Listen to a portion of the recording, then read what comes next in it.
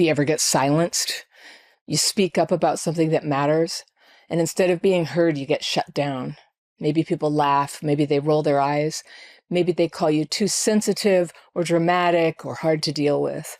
And then just like that, the focus shifts away from what you're trying to say and onto you, as if you are the problem or the reason that you can't be heard.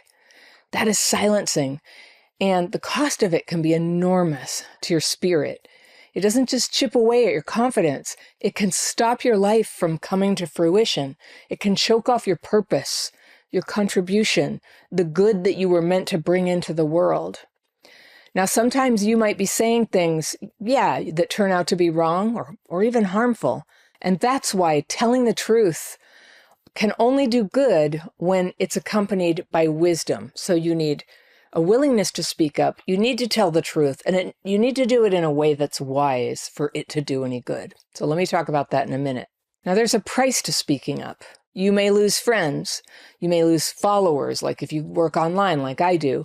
You may lose work opportunities. But if you never speak up, then silencing wins. And what's lost is far bigger than your comfort. It's fairness, it's truth, and the chance to be part of making the future better. So here's what this actually looks like. You bring up something unfair, and instead of addressing it, people make a joke at your expense. You point out a real problem, and people flip it back on you as if you're the cause of trouble. Or you share a perspective that challenges people and, could be even very controversial. But instead of considering what you're saying, people attach characteristics about you on it, biases that they have about you. Or they start talking on top of you, louder and louder, until you get so overwhelmed you can't think. Very common, getting just flummoxed like that when people are just like, ba, ba, ba, ba, ba, ba, ba, with their words. I get totally dysregulated when people do that. So these aren't misunderstandings. They're shutdowns. People are shutting you down. And if you're not ready for them, you'll have to shrink yourself. You don't want to do that. You've probably already done that a lot in your life. But I want you to be able to stop.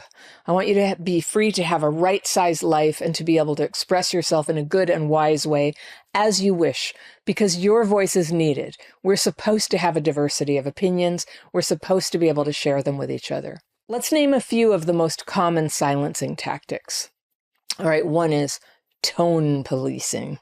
You say something important, maybe with emotion, right? Your voice maybe getting a little tight up there. So instead of hearing what you said, they zoom in on how you said it. You're being aggressive, calm down. Nobody likes that. I can't talk to you when you're like this. So then now they've made you the bad guy, and your actual point, it's erased. It's gone. Who even remembers? All right, the second thing is shaming through words. Like, you always make everything about you, don't you? Or you're so negative, or you take everything so personally. So suddenly your reaction is the problem, not the behavior that prompted you to react in the first place. All right, number 3 is withholding connection. You tell the truth, and they punish you for it. They change the subject. They ignore your text. They leave the room. They talk about you behind your back. You're being told, be quiet or be cut off. And this is a hard one if you have abandonment wounds. It can really keep you terrified to say what you really want. All right, number 4 is just overwhelm. They dominate the conversation. They raise their voice, cutting you off, piling on words, demanding you prove what you're saying, just really fast. Prove it, prove it, prove it, prove it. And you're looking at your phone like, well, let me see if I can get this. It just gets to be too much. And then they interrupt you while you try, and then your mind is scrambled and you can't hold your ground. The pressure builds until the only option, to deal with a person who's coming at you like that is silence or leaving the room. All right, number 5 silencing strategy is moral policing. You say something real, a thought, an observation, a question, but it falls outside the lines of what's currently acceptable to say. So instead of engaging with your idea, they correct your language. They question your motives. They imply you're bad, ignorant, or unsafe. And what you said is dismissed without ever being discussed. And worse, you're warned that if you keep stepping out of the lines, you'll pay for it with shame and exclusion or being branded as a problem. For me, part of what's been so hard about having CPTSD is that when people use bullying tactics on me to stop me from speaking, I used to get dysregulated. I still do when it's really bad. But do you know the signs that you're getting dysregulated? This is important to know. And if you want it, you can download my free quiz on signs of dysregulation. I'll put the link in the top row of the description section right under this video so you can see if the signs have shown up in your life.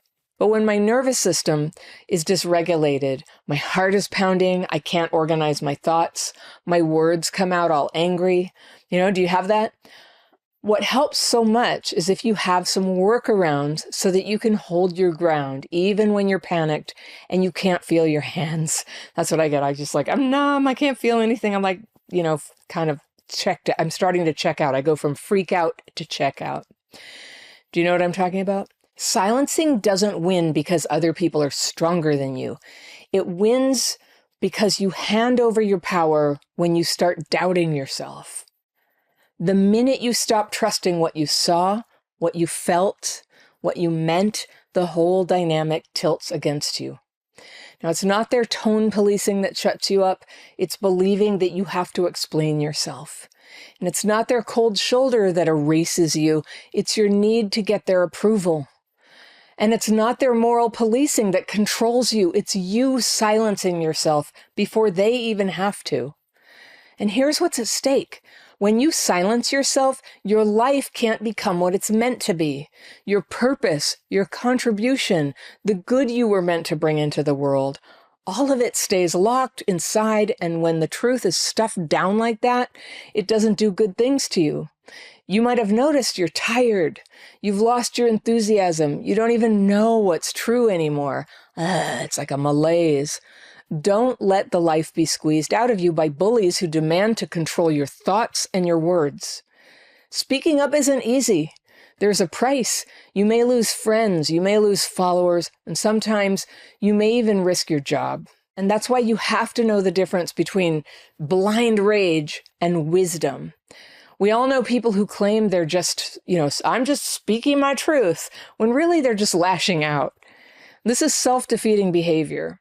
As traumatized people, we have more than our share of self-defeating behaviors. And by the way, if you want to learn about self-defeating behaviors that are really common in traumatized people, I have a list. This is a list that I really put a lot of thought into. I'm sharing it for free with you.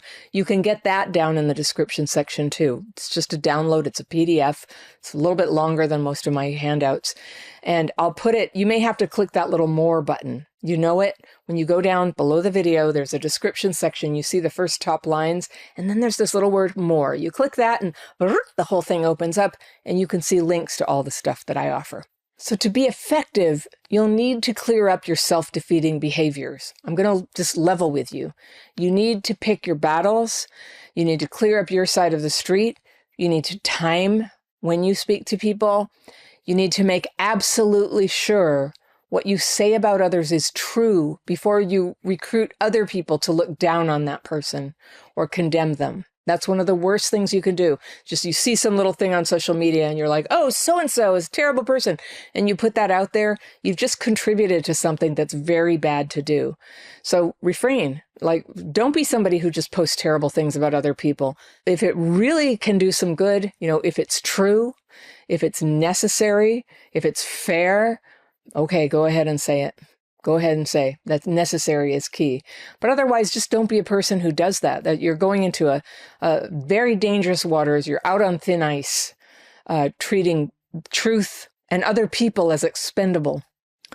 Trauma can make things feel very intense. And when things are intense, they feel true. And for a moment, it can feel like, yeah, this is powerful. This has got to be true. It feels true. It smells true to me. But that's like saying, methamphetamine feels powerful and true. Sure, in its way, but tearing people down is not speaking from truth. It's a high that you're seeking. It's attempted theft of other people's reputation.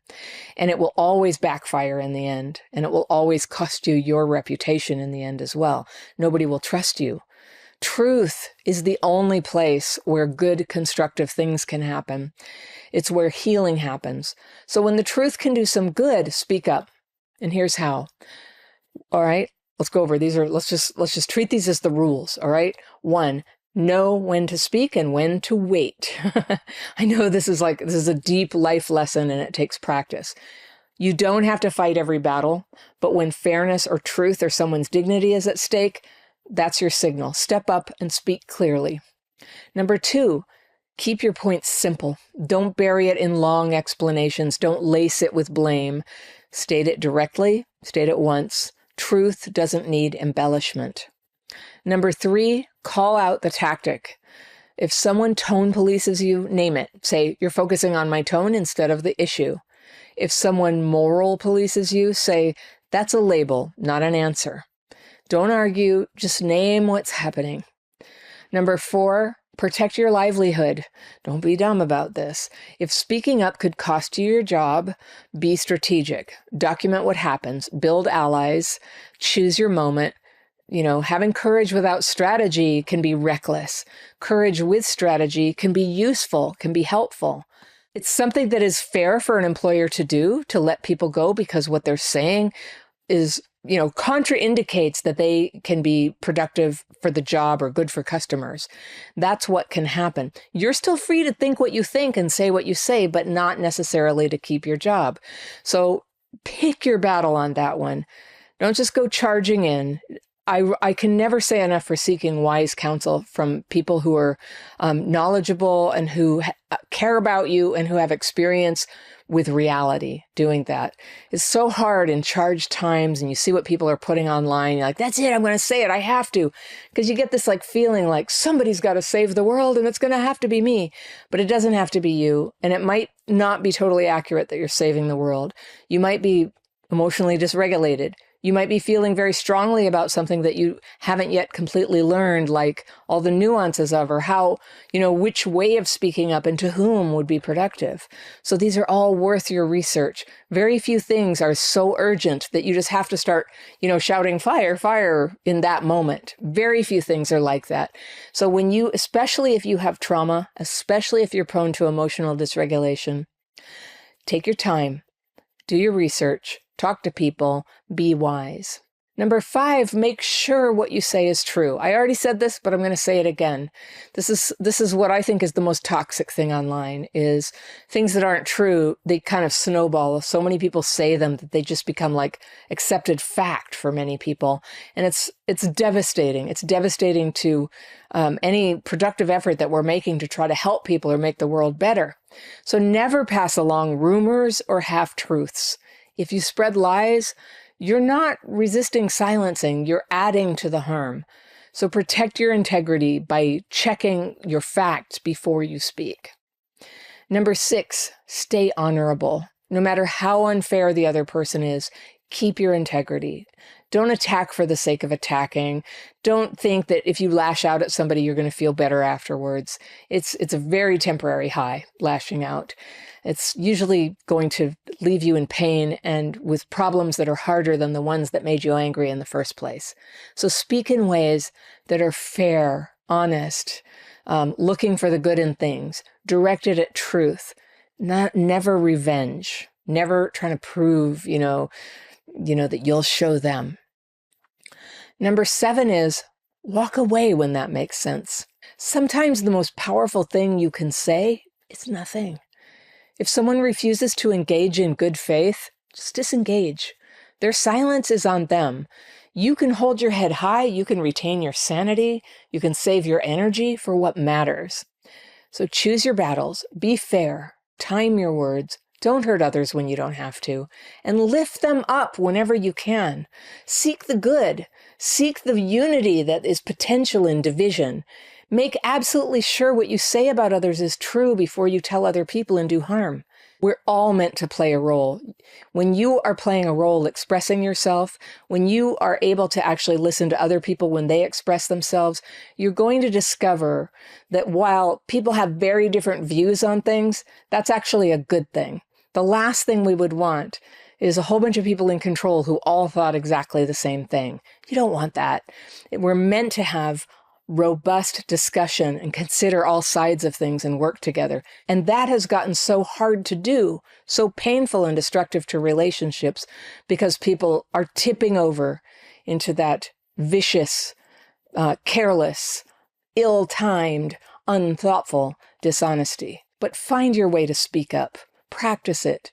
Because if you never speak up at all, then silencing wins. And we all pay the price for that. You can do better. Let it start with you. If you like this video, I've got one that you're going to love right here, and I'll see you very soon. It's hard to perceive accurately what's going on in those moments. Like, what just happened? What's the actual problem? Is it me? Is it the other person? What am I supposed to say?